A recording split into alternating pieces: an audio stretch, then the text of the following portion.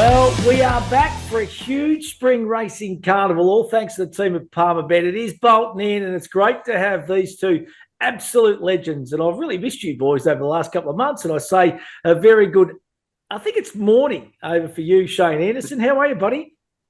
Yeah, Matty, it is good morning from my perspective. Good to be back with you and Adam and to all of our viewers and looking forward to what shapes as being a fantastic spring carnival. It is going to be an absolute cracker, and I know it's night time in Las Vegas. And, well, Ad McGrath, how are you, buddy?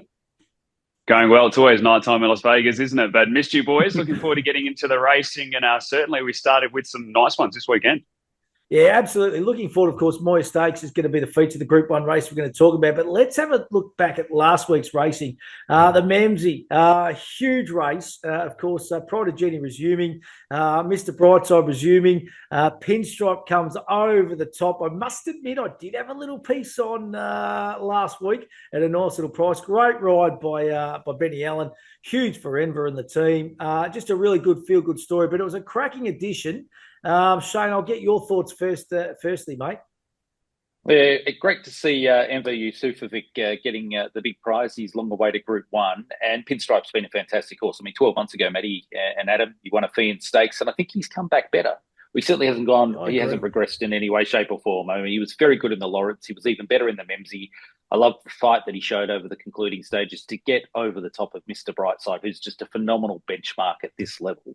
I mean, all sense and purposes, the form looks as strong as you would hope for the early stages of the spring with a feature race.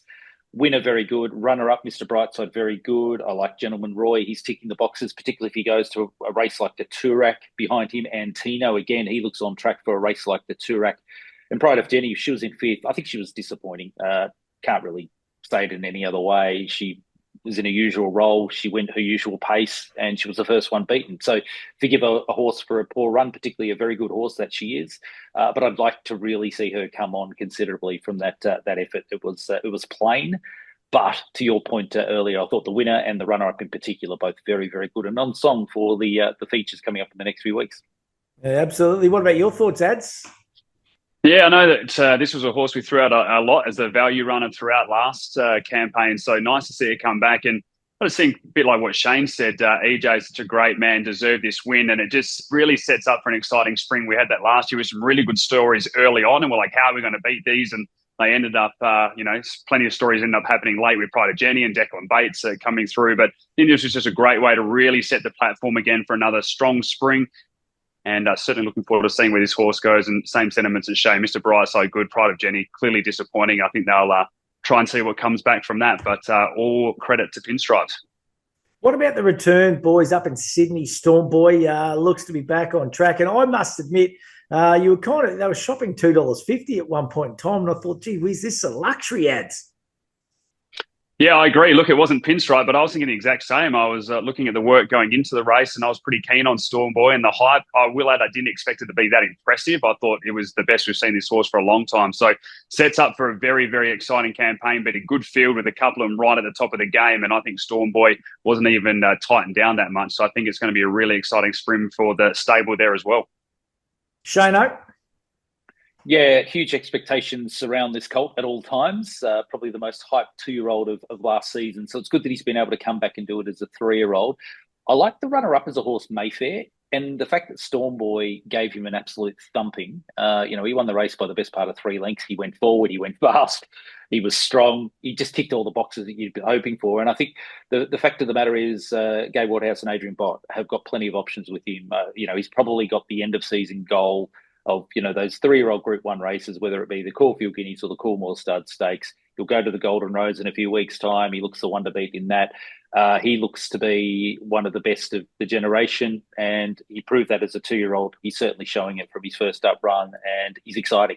But I do like the runner-up. I think Mayfair is a nice prospect. He was clearly beaten by a much better colt first up. He'll probably be beaten again by him a couple of times, but I think there's a big race in him at some stage, and I look forward to seeing him continue to develop. Another one I just want to chuck in the mix too, the win of Autumn Glow, 2 from 2 now. Chris Waller might have unearthed another superstar, do you reckon, Shano? Yeah, love this filly. Absolutely love her. There's so much to like about her. I mean, that performance at only his second career start, taking out the up and coming, was terrific. She was pretty dominant. there looks so much more to come from her, both physically and as her distances progress in trip. Being a filly by the Autumn Sun, there's so much to like about her. I think she's a bit of a star, and she's a filly that I think we'll be talking about for a long, long time. You can get a good horse, Chris Waller. Hey, listen, lads, let's move along to the Group 1 of the weekend. Of course, the Moir Stakes, Moonee Valley Race 9 over 1,000 metres this weekend. The Palmer Bet Market, Estriella is the favourite at $3.40. Lady of Camelot at $3.60. I Wish I Win at $4.80. Coleman at $10. Sayasugi at $13. Chain of Lightning, $14. Johnny Rocker at $16, Morning to Glory $19, and Cabalus at $21. Ads, I'm going to come back and start with you. You two boys, a couple of the best in the business at lining up these form lines and going through these races. What are you thinking for the Moir Stakes? Yeah, look, a really intriguing race. And it was just one that I really, when looking at the speed maps, thought the race was pretty clear and it was going to unfold pretty clear. Lady Camelot can go forward, lead, or sit outside the leader. And the weight's going to be a serious issue. I know that Shane is a history man, and thankfully you threw to me first, so I get to get in there first. Last 6 of 8 winners have been under 56.5, and 3 of those 8 have been under 52 kilos. And for mine, that sets up for the bottom 2 here. Number 8, Lady of Camelot, will be my best bet. 5 starts, 2 wins, 2 seconds. Zachy Lloyd in the saddle from barrier 2 is just going to get the absolute dream run out in front. Both trials have been very good. I watched the most recent one with Giga Kick, who I think looks really good as well. And they were ticking all the boxes. So I think she can be right in that forward position. And with that light weight, I think they're going to struggle to get past them, because I just don't think there's as much class behind them as we've seen in recent years as well. And then my value bet is Hayasugi. Absolutely love this horse. I threw this out a couple of times last campaign as well. 3 wins from 6, gets Jamie Carr in the saddle. Now, this is a horse that does go back, but we have seen does have the speed to sit closer if they want. And I think they will. I think they'll want to be 4th or 5th in running through those early stages. And look, I think this horse has got that class. We saw it beat Lady of Camelot in the Blue Diamond. It is half a kilo worse in this race, but it has placed at the Valley as well, which is a key stat. So for mine, I'm going with the lightweight horses. As I said, 3 of the last 8 have won with 52 kilos of less. They both get in with 50, and I'll be going with them. Well, I'll be interested to get Shane Anderson's thoughts, because he does take us back in time and takes us back to the history of a lot of these races. Shane Oak? Yeah, the fact you just keep highlighting I'm an old man now is probably the reason why. Appreciate the history says angle there from both of you. No, but look, a couple of things about the Moir. I mean, it's been pushed to the start of the spring this year. It's almost back in the old days when I was first getting involved in racing. The Manikato was the big spring feature at the start of the spring. That got moved to Cox Plate Day. Now they've brought the Moir back, which used to be on Cox Plate Day, to the start of the spring. So everything old is new again. But I like it. I think the program make sense. A couple of things to talk about in this race. My selections are exactly like Adam's. I'm steering towards the 3-year-olds. I mean, I Wish I Win's really good horse, but I think 1,000 metres might be just a little bit shy of his best. So I think those 3-year-olds that can actually sit on speed are the ones I want to be with. And Lady of Camelot is certainly the one from barrier number 2. She gets every conceivable hope in the run. She can either lead or box seat. She's looked pretty good in her recent trials. I think she's on song. There's a bit of bullish language coming from the stable, and this is a really good test for her. So I'm happy to put her as the best. And like Adam, I think the Blue Diamond winner, Hayasugi, is pretty dangerous. And she's a big price too. She's also looked reasonably good in her recent work and trials. She had a hit out at Cranbourne on the 26th of August. I thought she hit the line quite well there. And the 3-year-olds, as Adam sort of touched on, have got a pretty good record in this race in recent years. So I'm steering towards the Golden Slipper winner, Lady of Camelot, to beat the Blue Diamond winner, Hayasugi. But a fairly highly competitive contest you should hope for a Group 1 race. Should be a ripper. Gee whiz, I cannot believe we've started this season off with both you boys on the same horses, best bet and value. That is unbelievable. It's like you're just using the old cheat sheets, It's the old school English exam. I tell you what I mean. We might not be invited back next week. It could be a real easy spring. Hey, listen, I've actually gone value and best bet. Now, you're going to laugh at me, you two blokes, but I'll pick one out. I've seen the work during the week, and I've heard Nick Ryan speak about this horse, and the horse's name is Johnny Rocker. I keep coming back to that Moonee Valley. I know it was over the 1,200 metres where it ran Imperatrice, who was flying at the time. I just reckon the work during the week, this horse is flying, loves the valley. I reckon just drawn to get a nice little run in behind the speed, and will present at some point in time. And if they can charge over the top, I reckon the big rocker at $16 might be the way to go. So I'm looking for a little bit of value in the Moir Stakes at the Valley on the weekend. Well, let's turn our attention now to the Concorde Stakes at Randwick. This is a cracking race, race 7, over 1,000 metres. And it sees a resumption here of Giga Kick, who is the Palmer bet favourite at $2.80. Bella Nipotina, what a wonderful horse. This horse has been at $4. Private Eye at $6.50. Af Cabin at $7.50. Remark at $7.50. I Am Me at $10. Red Card $18. Way of the Stars $41. And Dragonstone at $61. All thanks to Palmer Bet. Shane Anderson, I'm going to start here with you. The resumption here of Giga Kick, it's exciting, but $2.80, it's fairly short. Yeah, the set weights and penalties of this race, Matty, make it interesting. So for his first run back in the best part of 12 months, when he's had, a long layoff due to a hip injury, he's short. He's a deserved favourite on his overall career record, but with 60.5 kilos on his back, I just want to see what he can do rather than probably jump in at that price. Look, he's a ripper. We've talked about him numerous times. He's a fantastic sprinter, and I hope he comes back and becomes a major player through the spring. But at the price, I'm not too interested.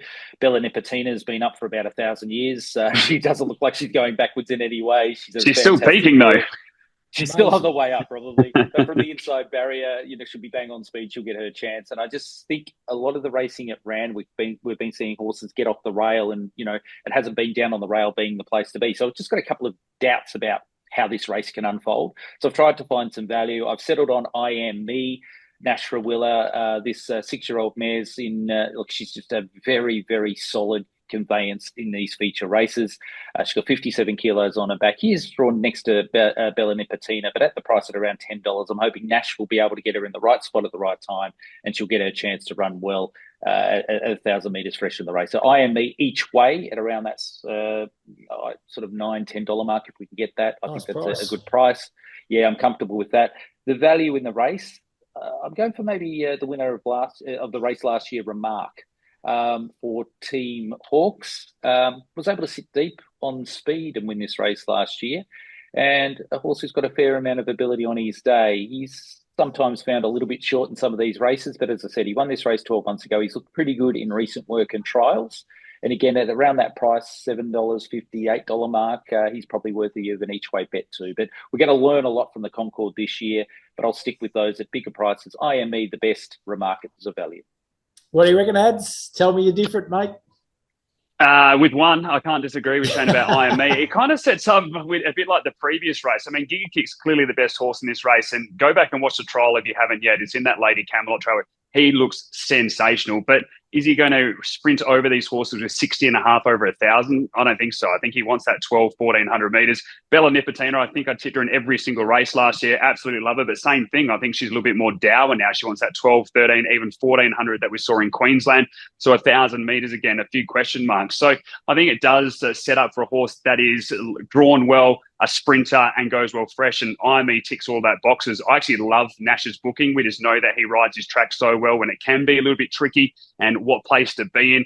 Barrier 2, she's 2 from 3 at the track. She's 3 from 5 first up with 2/3, and one of those defeats was Imperatrice. So I like the position she's going to be in, and I can't see how a Bella Nipotina or a Giga Kick are going to get past her over this distance. And then my value bet for mine is going to be Private Eye. It's a horse that I don't normally go to, but again, first up record is 4 wins from 9 attempts, was just beaten last preparation over the 1,000 by Imperatrice when first up. The last time it meets Bella Nipotina, it gets a kilo weight swing there. We can see it being 3 pairs back, and I think we'll have Bella Nipotina pinned on the fence. Should get an open run, I think, and run into a nice position. So that'll be the two I'm going. A bit like Shane, I think I Am Me, just a nice little each way. You can get anywhere from $2.70 for $3 a place. I'd rather take that than a $2.50 or $2.60 for Giga Kick to win. Well, I love your work, boys, and I'm with you with I Am Me. I reckon $10 and around that $3 a place, a nice little play. So for all the things that both you guys said, that's my value bet. But I'm sticking with the champ. I'm sticking with the Everest winner in Giga Kick. Clayton Douglas is pretty bullish. J-Mac jumps on, ticks a few boxes, and I'm just really hopeful that we see Giga Kick return with a bang this weekend. I reckon it'd be brilliant. Righto, what about the rest around the country? I'll start with you, Shane. What are you thinking, mate? You got some best bets for us? Yeah, guys, I'm happy to stay at Randwick. Some really good races, both at the Valley and at Randwick. But at Randwick, we've got the running of the Furious Stakes for the 3-year-old fillies. And I think Manal, coming off what was a terrific run first up, in the Silver Shadow Stakes when she carried a 3 kilo penalty, being a Group 1 winner against her rivals. She gets weight relief back to 56, so she's on level weights with her rivals. At $2.70, $2.80 mark, if we can get that, I think she's a pretty good bet. So Manal to win the Furious. And in the Chelmsford, the weight for a 1600 metre race at Randwick, I'm happy to go with the imported mare Poptronic each way. She's been in Australia for a fair period. She had a couple of trials back in the autumn but didn't race, and then we've seen her in two good, nice hit-outs in trials leading up to her first up run. Look, she's a Group 1 winner in Europe. The form around her is very strong. If we're getting around that sort of $16, $17 each way mark, I'm happy to be on her at that price. I think she could be in it for a decent spring Poptronic, but they're the ones I'm most keen on this weekend. Love it, mate. What about you, Ads, for the Palmer Bet followers, buddy? I'm following Shane in with Manal, race 6, number 1. Again, a horse that I loved absolutely last preparation and followed. And the last time I saw her, I went, when they go head to head, I'm being on this horse again. That 3 kilo swing should be absolutely everything she needs. I'm going to Moonee Valley, race 8, number 2, Pericles. Think can settle top 4. Blake Shin riding will tick a lot of boxes there. Is the favourite. I think will be very hard to beat. And then we'll go to Belmont as well. Might as well do 3 stages. Race 9, number 2, Hemlock Stone. The blinkers went on last time. It was 3 wide the trip, and it just continued to brain them late in the straight. Draws barrier 4 this time. I think it's going to get the softest run behind them, and I don't think they'll be getting past it. So race 6, number 1, Manal at Randwick. Race 8, number 2, Pericles at Moonee Valley. And race 9, number 2, Hemlock Stone at Belmont. Oh, I love it. We've got to have a Belmont tip from you, mate. Best from the West. Surely we can't have you on this podcast if we're not going to have a best from the West. Hey, I'm sticking to the Valley. Race 7, number 2. Good horse, this horse. Pemelese, Bustin Young. First up, it's 2 from 2. Johnny Allen. No, Jackie Jenkins, the UFC boy, in the ownership here. And I was talking to Jack the other day, and he's pretty bullish. And I think they're quietly confident that the horse is going along really well. And I reckon at around about that $3.20 mark, that'll be my best bet. And a little bit of value, not much, but in race 5, I like a horse called A Little Deep from the Kiramar Yard. This horse won really well first up. I know the stable does have an opinion. You're getting around about that $485 on Saturday. It's not a bad little race. Steps up in class, obviously, but I reckon this horse got some ability. The way picked him up first up, I thought was pretty impressive. Jay Carr riding, big tick. So that'll be my little plays on the weekend. Hey, the Punters Club, all thanks to Palmer Bet 2. Our best bets, we're going to have 50 units on our 3 best bets all multied up. So just units, just for a little bit of fun. And if we get it up, we might be able to fly to Vegas, Shano, and spend the weekend with Ads. How's that sound? I'll probably need to make sure that I've got a couple of weeks of vacation off the back of it just to recover, knowing Ad's form. What could go wrong? Yeah, the true ambassador of Vegas. Hey, listen, download the Palmer Bet app. Get involved. As we always say, gamble responsibly and think about what you're really gambling with. Boys, great to be back. Great to be tipping winners too with you two, because you are the best in the business. Very, very good at it. We've had a whole lot of fun and a whole lot of success over the last kind of 18 months. So let's hope it continues this season. Great to be back, boys. Looking forward to the racing. Can't wait. Thanks, guys.